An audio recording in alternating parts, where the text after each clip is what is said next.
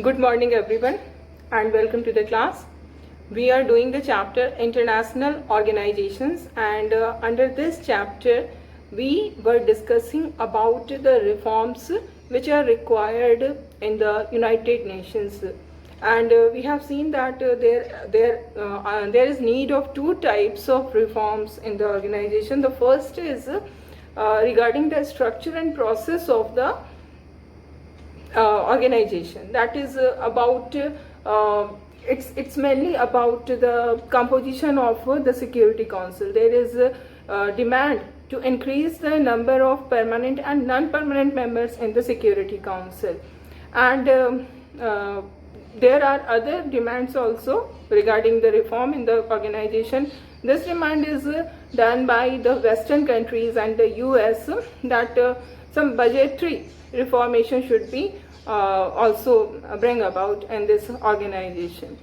And other than structure and process, there is another demand for reform, and that is about the jurisdiction of the United Nations. Like there are some people who are of the opinion that the UNO should be given more power in order to bring world peace and security, because the UN is not able to play an effective role in this direction. So there is need to bring some change in the jurisdiction. It must be given some more powers regarding the maintaining of world peace and security. While there are others who are of the opinion that there is no need to increase the power of the UNO for the maintenance of world peace and security. Instead, they are of the opinion that the jurisdiction of the UN should be changed. Instead of focusing on maintaining world peace and order, the UN should focus more on social issues, on economic issues, on humanitarian issues like disease control, poverty control, unemployment. So all these problems, all these issues should be given more importance in the jurisdiction of the Security Council. We have discussed about it in the previous class, and now we are discussing that why there is a demand for reform in the UN.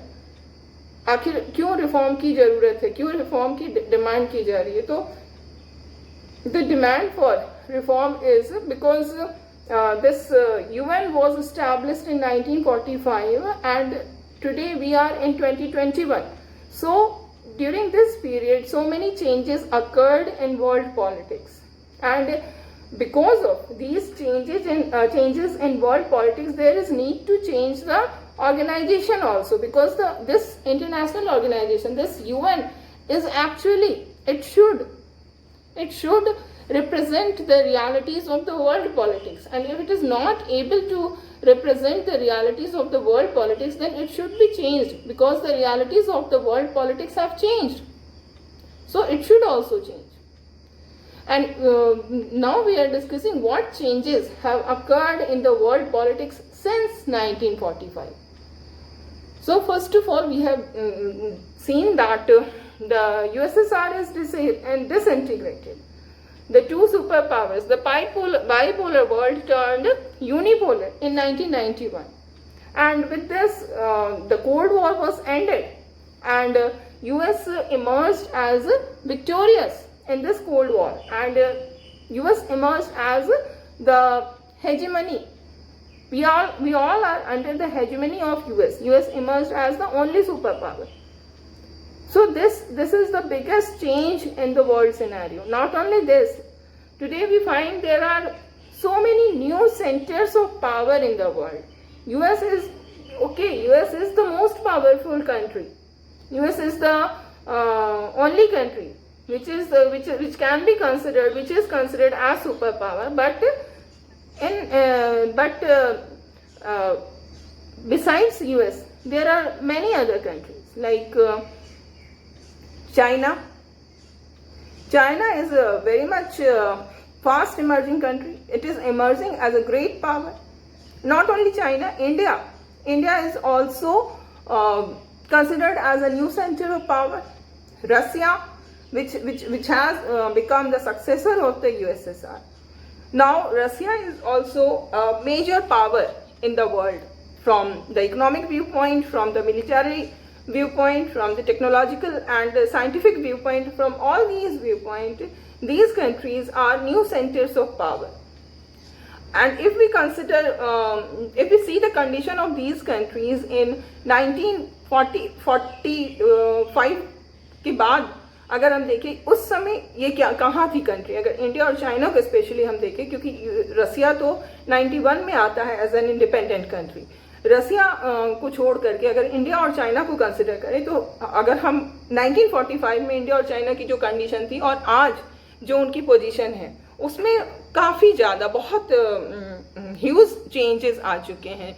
1945 में तो India was a colony, it was getting ready to be an independent country, और बहुत सारी problems थी India के सामने. Poverty था, illiteracy थी, हर तरह की problem, economic problem, social problems, democracy नहीं इस्टेब्लिश हुआ था.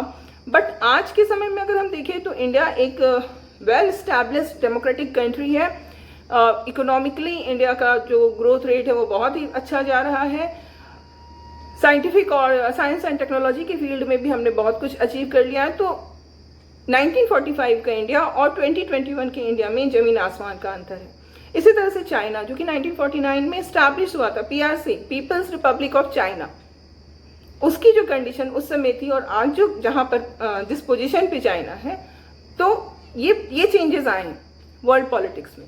तो अगर वर्ल्ड पॉलिटिक्स में इतना सब कुछ बदल रहा है, तो ऑब्वियसली इस वर्ल्ड पॉलिटिक्स को रिप्रेजेंट करने वाली इंटरनेशनल ऑर्गेनाइजेशन में भी चेंज आना होगा, तभी वो रेलिवेंट होगी. Otherwise it will become irrelevant, it will become meaningless, है ना. चेंज अगर ये नहीं करता है तो it will become irrelevant. it will no longer represent the realities of the contemporary world politics, है ना. In order to represent the realities of the contemporary world politics, there is need to reform this organization. Other than these, we can also see some other changes have also occurred in the world politics. Many new countries have joined the UN, like the countries which were earlier the republics of USSR. After the disintegration of USSR, they became independent country, and after that they joined UN. So we see that the number of countries in UN increased, है ना. In the similar way, जो former communist countries थे eastern Europe के, they also become the member of UN. तो बहुत सारे new countries जो हैं वो यूएन को ज्वाइन किए, जो कि पहले यूएन के मेंबर नहीं थे, है ना. तो ये चेंज आए हैं. Other than this there are other changes also, like जो सिक्योरिटी कंसर्न्स हैं, the security concerns are changing. आज के समय के जो सिक्योरिटी कंसर्न हमारे हैं, वो 1945 में जो सिक्योरिटी कंसर्न था उससे बिल्कुल पूरी तरह से चेंज हो गया. आज हमारे सामने जो सबसे बड़ी सिक्योरिटी के लिए जो थ्रेट है वो टेररिज्म है.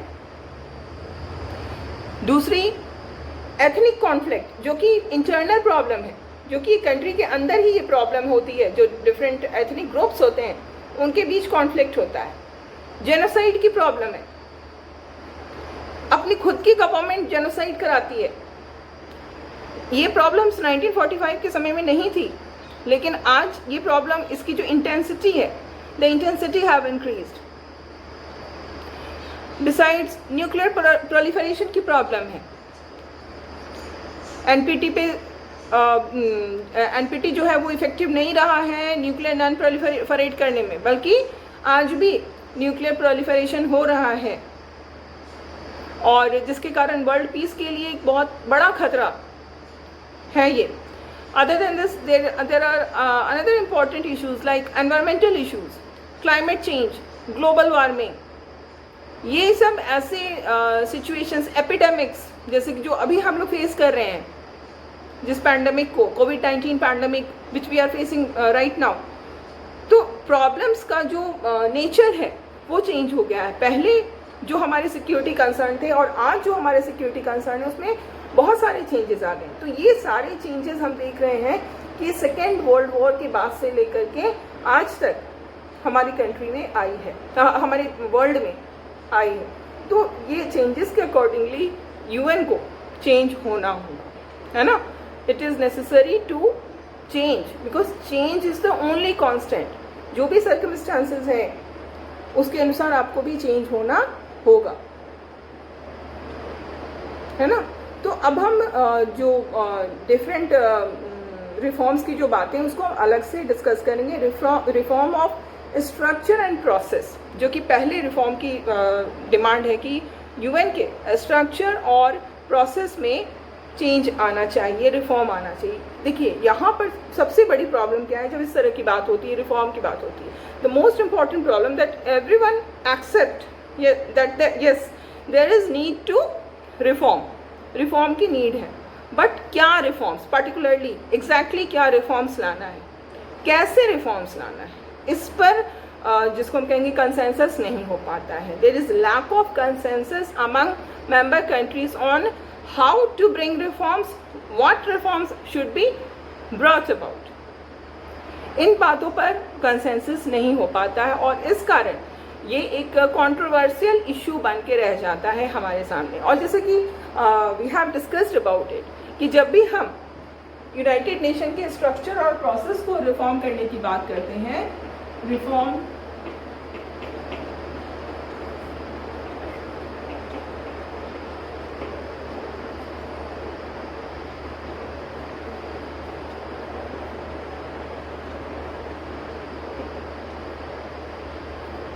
तो यहाँ पर जो जिसके बारे में हम सबसे पहले जो हमारा सबसे इम्पोर्टेंट कंसर्न है वो that is about the security council. जो चेंजेस लाने की बात हो रही है वो सिक्योरिटी काउंसिल में ही चेंज लाने की बात है कि सिक्योरिटी काउंसिल ही क्यों, आखिर हम यूएन में जो रिफॉर्म की बात करते हैं, जब यूएन के स्ट्रक्चर और प्रोसेस के रिफॉर्म की बात करते हैं, तो why we talk only about the change in the security council, because security council is the most powerful organ of the UN.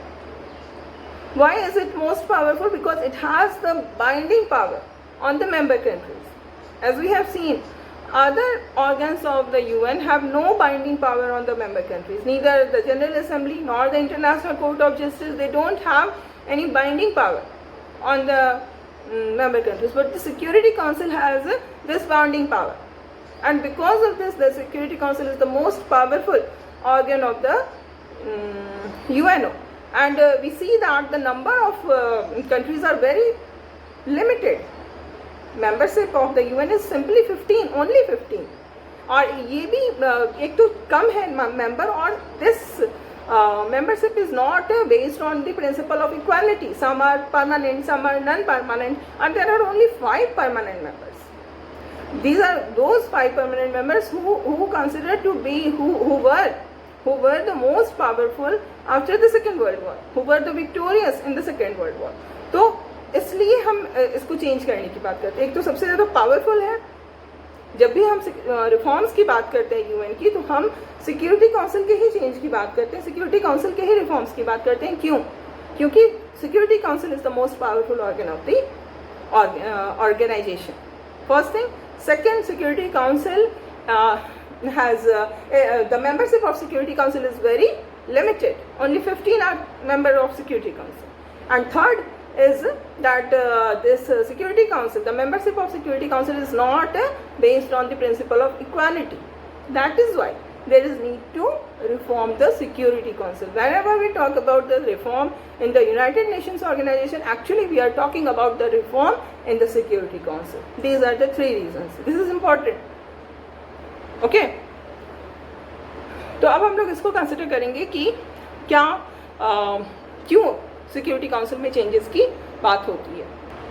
So in the year 1992 the general assembly of UN has adopted a resolution, and this resolution of general assembly reflects 3 main complaints. 3 main complaints are there, because of which there is demand to reform the Security Council. What are these complaints according to the UN General Assembly resolution? Okay, so resolution of UN General Assembly, which was which came in the year 1992, which was adopted in the year 1992. So what are the complaints according to this resolution? The complaints are that the Security Council no longer represents contemporary political realities. As I told you, the permanent members of the Security Council are those countries which were powerful, which were most powerful at the time of end of the Second World War.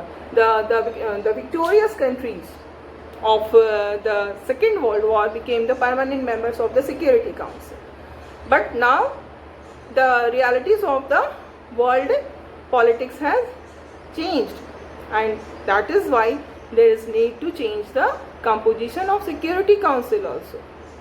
Okay, so this is the first complaint, that the political realities of contemporary world politics has changed. The second thing is कि whatever decisions are being taken by the Security Council, that only represents Western values and interest, and it is actually dominated by only a few powerful countries. ऐसा नहीं है कि जो भी decisions लिया जा रहा है उसमें पूरे वर्ल्ड के व्यूज़ को वो रिफ्लेक्ट कर. No, it is only reflecting Western views, it is only reflecting Western values, Western interest. So this should not be the case. ऐसा नहीं होना चाहिए. जब पूरी दुनिया के कंट्री जो है इसके मेंबर है, 193 countries are the member of UN, then it should not, its decisions should not reflect only the values of Western world. It should not reflect only the interest of the Western world. है ना? So in order to be effective, it is very much important that in order to be meaningful, in order to be powerful, in order to be effective, it is very much important कि changes लाने होंगे इसके structure में, especially in the Security Council. ठीक है? And third जो complain इसके against इस रेजोल्यूशन में किया गया वो ये था कि इट लैक्स इक्विटेबल रिप्रेजेंटेशन. इसमें इक्विटेबल रिप्रेजेंटेशन नहीं है. इक्विटेबल रिप्रेजेंटेशन का मतलब अगर हम देखें कि कॉन्टिनेंट वाइज क्या कंडीशन है रिप्रेजेंटेशन की, तो हम क्या देखते हैं कि यूरोप इतना छोटा सा जो कॉन्टिनेंट है, उस कॉन्टिनेंट से 2 कंट्रीज हैं, Britain and France, as permanent member. America का भी रिप्रेजेंटेटिव वहाँ पर है, यूनाइटेड स्टेट्स ऑफ अमेरिका. लेकिन अगर देखा जाए तो अफ्रीका का एक भी कंट्री नहीं है as a permanent member of security council. Asia का भी कंट्री अवेलेबल है वहाँ पे. China is the country which represents Asia. और जो रसिया है, रसिया तो एक ट्रांस कॉन्टिनेंटल कंट्री है जिसका कुछ पार्ट एशिया में है, कुछ पार्ट यूरोप में है. तो ये सारे कंट्रीज तो किसी न किसी तरह से रिप्रेजेंटेड हैं, ये सारे कॉन्टिनेंट्स. बट अगर हम देखें तो साउथ अमेरिका और Africa, these both continents are not at all represented. They are not given any kind of representation in the Security Council. So this is the complaint. ठीक है? अब क्या हम देखते हैं कि ये जो डिमांड्स हर समय ग्रो करते जा रहे थे कि यूएन को का रीस्ट्रक्चर होना चाहिए, फिर से यूएन को बनाना होगा. इसमें क्या हुआ कि 1 जनवरी 1997 को यूएन के जो उस समय के सेक्रेटरी जनरल थी वो कोफी अन्नान. कोफी अन्नान ने 1 जनवरी 1997 को एक इंक्वायरी स्टार्ट किया. किस बारे में इंक्वायरी थी? इंक्वायरी इस बारे में थी कि how the UN should be reformed, कैसे रिफॉर्म लाया जाए. As I told you, ये सब समझ रहे हैं, they all are demanding that there should be reform in the UN, but how, what, this is not clear. अगर आप कह रहे हैं कि परमानेंट मेंबरशिप भी बढ़ानी होगी, ठीक है, what reform we are knowing, yes, there should be increase in the number of the permanent members. तो कैसे कैसे बढ़ाया जाए, किस बेसिस पे बढ़ाया जाए, ये तो आपको फिक्स करना होगा ना, तभी तो बढ़ेगी। तो इसके लिए कोफी अन्नान ने एक इंक्वायरी स्टार्ट की 1997 में, और जिसका ये मेन एम था कि कैसे रिफॉर्म्स लाया जाए, how UN should be reformed, है ना। कैसे सिक्योरिटी काउंसिल के अगर नए परमानेंट मेंबर्स की हम बात कर रहे हैं तो किस बेसिस पे वो चुने जाए, ठीक है। It was started by Kofi Annan, the then secretary general of UN, ठीक है। It was done in on 1st January 1997.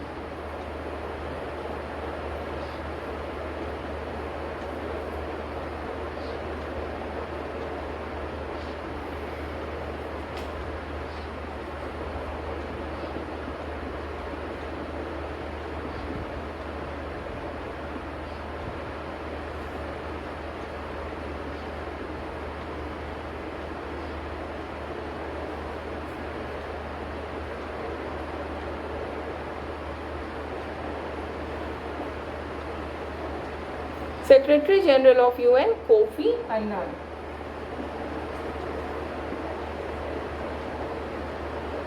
What he did? He started an inquiry on how the UN should be reformed. इस पर उन्होंने inquiry start की, और इसी inquiry के basis पे 1997 के बाद से हम क्या देखते हैं कि बहुत सारे क्राइटेरिया फिक्स किए गए for new permanent and non permanent members of the security council, की कौन सी क्राइटेरिया, किस बेसिस पे, किस क्राइटेरिया के बेसिस पे परमानेंट और नॉन परमानेंट मेंबर्स को चुनना हो, है ना। तो इसके लिए जो क्राइटेरिया है वो हम लोग डिस्कस करेंगे। This is also very important. जो इन्होंने कोफी अन्नान ने जो इंक्वायरी स्टार्ट की उसके बेसिस पे ही ये क्राइटेरिया फिक्स किए गए हैं, और ये फ्रिक्वेंटली ये क्वेश्चन आता है बोर्ड एग्जाम्स में कि कौन से वो क्राइटेरिया है for permanent and non permanent members. This is very much important, so you must understand it properly. Okay, so the first criteria is that a new member should be a major economic power. Economy उसकी बड़ी होनी चाहिए, GDP, economic growth rate, इन सब respect में अगर हम देखें तो कंट्री को बहुत ही बड़ा इकोनॉमिक पावर होना चाहिए। That is the first criteria. Okay,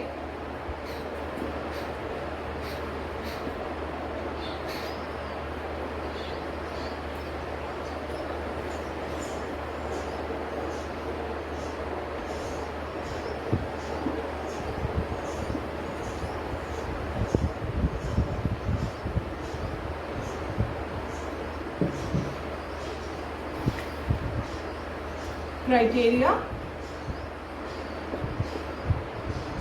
Okay, criteria for new permanent and non-permanent members.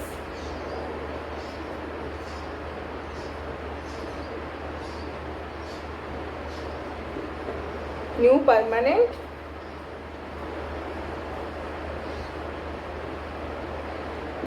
and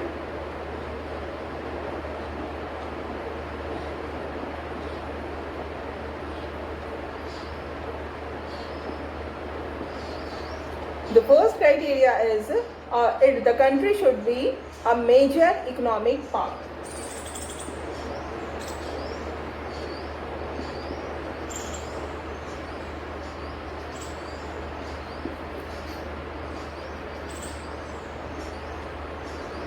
Okay, the second criteria is that the country should be a major military power. Its military power should be it should be a great military powerful country, militarily powerful country, जो इसके पास weapons हैं, जो इसकी army, navy और air force हैं, उन सबको बहुत ही पावरफुल होना चाहिए, ठीक है। So it should be a major military power. Then the third criteria is it should be a substantial contributor to the UN budget. UN के बजट में जो इनका contribution है वो substantial होना चाहिए, यानी कि substantial मतलब important होना चाहिए। एक major share जो है वो बजट में उनका होना चाहिए। Okay, so the second criteria a major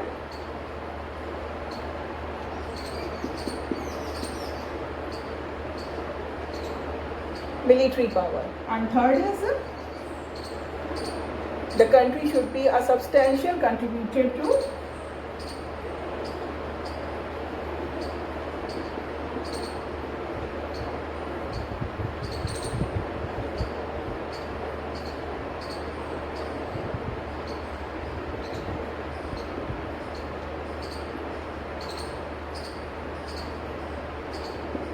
ठीक है, यूएन के बजट में उसको सब्सटैंशियली कंट्रीब्यूट करना चाहिए. ये बहुत इंपॉर्टेंट है क्योंकि अगर आप यूएन की परमानेंट मेंबर बनना चाहते हैं तो आपका बजट में कंट्रीब्यूशन होना चाहिए. फोर्थ जो क्राइटेरिया है वो ये है कि a big nation in terms of its population आपकी बड़ी होनी चाहिए. बहुत छोटी, अगर बहुत कम पॉपुलेशन वाली कंट्री है तो उसको परमानेंट मेंबर बनाने में एक वो ऑब्स्ट्रक्शन आएगा. तो पॉपुलेशन भी आपकी लार्ज होनी चाहिए. ठीक है, सो a big nation in terms of population.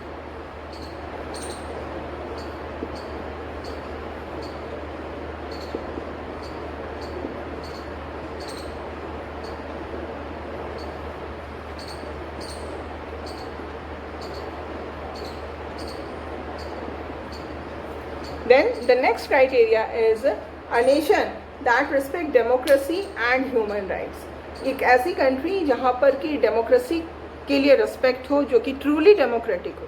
A country should be democratic in true sense of the term. It's not that only it should be democratic from appearance only. No, it should be completely democratic country, and in country there should be respect for human rights. There should not be such cases, major cases of human rights violation by the government. किसी भी तरह का नहीं होना चाहिए, इस तरह के केसेस नहीं होने चाहिए, है ना.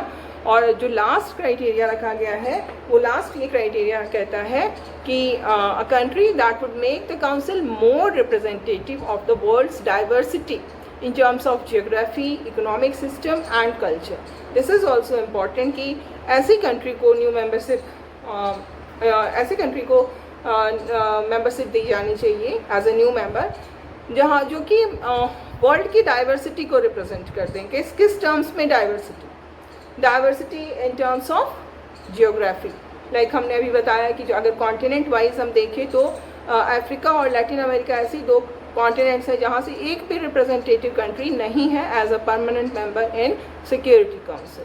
तो that should be taken into consideration that the countries should reflect diversity in terms of geography, in terms of culture.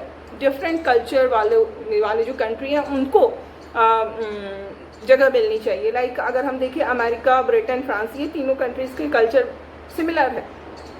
China की कल्चर डिफरेंट है, रसिया की कल्चर डिफरेंट है, तो कल्चरल डाइवर्सिटी भी वहाँ पर रिप्रेजेंट करने वाले कंट्री होनी चाहिए. डिफरेंट वर्ल्ड के जो डिफरेंट इंपॉर्टेंट कल्चर्स हैं उनको रिप्रेजेंट करने वाले कंट्रीज़ को मेंबरशिप देनी चाहिए. ठीक है. और जो डिफरेंट इकोनॉमिक सिस्टम है वो भी वहाँ पर होने चाहिए. जैसे कि हमारे यहाँ जो यूनाइटेड नेशन है उसमें आज के समय में अगर देखा जाए तो हर कंट्री जो है वो लिबरल इकोनॉमी वाली ही कंट्री है, कैपिटलिस्ट कंट्री है.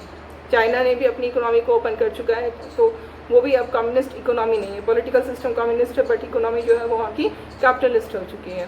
तो इस तरह से हम देखते हैं कि उस मामले में भी डाइवर्सिटी वाली कंट्रीज़ जो हैं उनको रिप्रेजेंटेशन देना चाहिए. So these are the criteria, है ना. ये 6 क्राइटेरिया फिक्स किया गया नए परमानेंट और नॉन परमानेंट मेंबर्स के लिए. लेकिन हम क्या देखते हैं कि ये जो क्राइटेरिया फिक्स किया गया है इसमें भी कमी है, बहुत कमी है, बहुत सारे लिमिटेशंस हैं इन क्राइटेरिया में. अगर एक एक करके हम इन सारे जो क्राइटेरिया हैं इनको अगर हम देखें तो इसके बेसिस पे कोई भी डिसीजन नहीं लिया जा सकता है, क्योंकि ये क्राइटेरिया कुछ भी कंक्रीट नहीं कहता. It is only a generalised criteria. एक बड़ा इकोनॉमिक पावर होना चाहिए. क्या क्राइटेरिया है, कैसे आप मानेंगे कि ये कंट्री जो है उसकी इकोनॉमी बिग है, कितनी बड़ी जीडीपी, कितना होना चाहिए जीडीपी का साइज, कितना होना चाहिए इकोनॉमिक ग्रोथ रेट, कुछ भी प्रिसाइज नहीं है. ये तो सभी जानते हैं कि if you are claiming for being a permanent member in the Security Council, then you must have a major economic power. But क्या लिमिट होना चाहिए? अगर हम कह रहे हैं कि जीडीपी ज़्यादा होनी चाहिए, कितनी जीडीपी होना चाहिए, कितना वॉल्यूम होना चाहिए?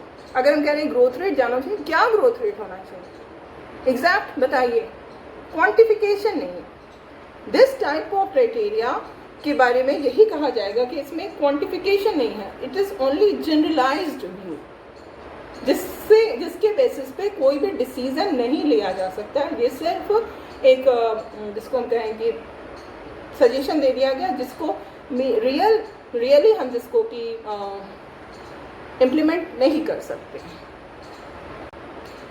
We will continue with this. We will see how each and every criteria is not very meaningful. We will discuss this in the next class.